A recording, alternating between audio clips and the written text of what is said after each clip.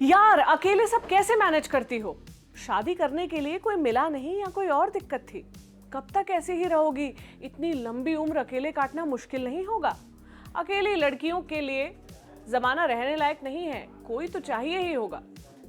पढ़ लिख लिया, अपने हिसाब की नौकरी भी देख ली, अब सही उम्र है सेटल भी हो जाओ। कैसी औरत है जो शादी नहीं करना चाहती, बच्चे नहीं करना चाहती? जैसे ही लड़की समाज की तय की हुई सेटल होने की उम्र में पहुंचती है, घर परिवार रिश्तेदार की ओर से उसे ऐसी बातें सुनने को मिलने लगती हैं, खासकर मिडिल क्लास घरों की लड़कियों को। मैं खुद भी इनमें से कई बातों को सुन चुकी हूँ।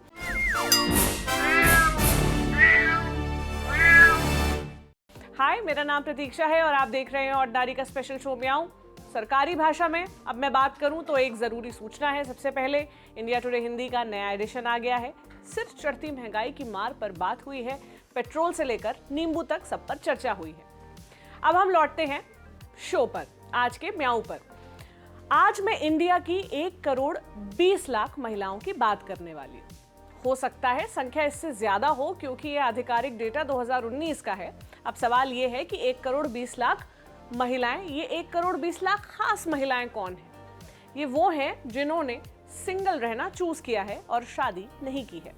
कुछ लोगों के लिए चूज किया सुनना थोड़ा शॉकिंग होगा, क्योंकि हमें लगता है कौन ही शादी ना करना चूज करता होगा। कोई ना कोई दिक्कत, कोई मजबूरी या कोई बैकग्राउंड होता होगा, या तो कोई प्रेम कहानी अधूरी रह गई होगी, कोई रिश्ता टूटा होगा, घर में कोई दिक्कत होगी या फिर उम्र निकल गई होगी। ऐसी ही कुछ वजह हमारे दिमाग में आती है। हमें बचपन से ही ये सिखाया जाता है कि शादी तो लाइफ का एक जरूरी हिस्सा है। बड़े होकर सभी को एक ना एक दिन शादी ही करनी है। सोशल लाइफ का स्ट्रक्चर इस तरीके से ही समझाया जाता है कि एक तय उम्र के बाद आपके माँ बाप और परिवार के साथ फैमिली कंप्लीट होती है। उसके बाद आपकी अपनी फैमिली बनाने का वक्त आ जाता है। उसके लिए साथी के साथ रिश्ते में होना यानी शादी करना पहला स्टेप है, बच्चे करना और उनकी परवरिश करना अगला स्टेप। हम ये मानने लगते हैं कि ये इतना ही जरूरी स्टेप है जितना जरूरी इंडिपेंडेंट होना या पैसे कमाना। और जब यही शादी की बात लड़कियों के कॉन्टेक्स्ट में आती है तो मामला और कॉम्प्लिकेटेड हो जाता है। इसके पीछे कई वजह हैं। ये मानना कि लड़कियां जल्दी जवान होती हैं, उनकी शादी की लीगल उम्र अभी तक तो लड़कों से कम ही है। आपको पता होगा, लड़कों के लिए 18, लड़कों के लिए 21, लड़कियों के लिए 18। इसकी वजह बायोलॉजिकल क्लॉक कहा जाता है। पीरियड्स आ गए, मतलब अब लड़की जवान है, माँ बन सकती है, बच्चे पैदा कर सकती है और उम्र के साथ फर्टिलिटी यानी बच्चा पैदा करने की क्षमता कम होती है। फिर एक उम्र के बाद पीरियड्स आने भी बंद हो जाते हैं, यानी मेनोपॉज की स्टेज आ जाती है। तब वो बच्चे पैदा नहीं कर सकती। नॉर्मली मेनोपॉज 40 से 50 साल की उम्र के बीच में शुरू होता है। खैर, ये सारे फैक्टर्स बताकर एक लड़की के ऊपर जल्दी शादी करने का प्रेशर क्रिएट किया जाता है और इसी तरह लड़के पर एक कमाऊ नौकरी खोजने का। इसलिए हम पहली नजर में ये सोच भी नहीं सकते कि एक लड़के के लिए नौकरी ना करना या लड़की के लिए शादी ना करना पर्सनल चॉइस का मसला भी हो सकता है। इस देश और दुनिया में बहुत बड़ी आबादी ऐसी है जिन्होंने समाज के इस फैमिली स्ट्रक्चर को स्वीकार नहीं किया है। उन्होंने सिंगल रहना चूज किया और कभी शादी नहीं की।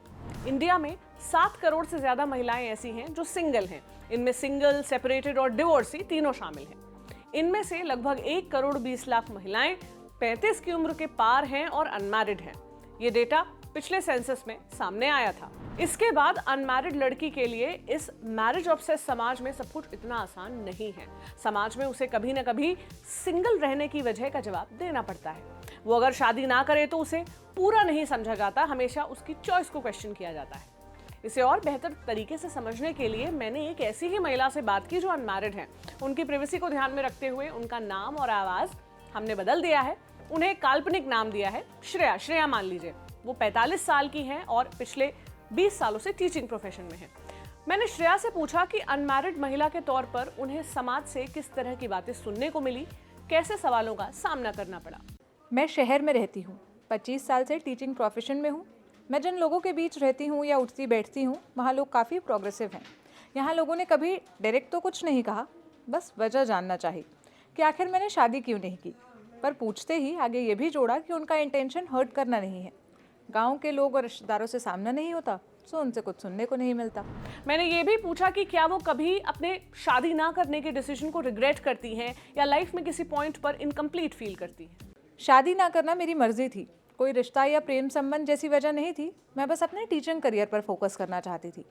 हो सकता है शादी के बाद मुझे ऐसा परिवार भी मिल जाता जो मुझे पढ़ाने की आज़ादी देता, हो सकता है ना भी मिलता। पॉसिबिलिटी तो दोनों ही बातों की थी। मैं अपने जीवन में खुश थी और मुझे ऐसे ही रहना था। आज भी मैं बहुत खुश हूँ।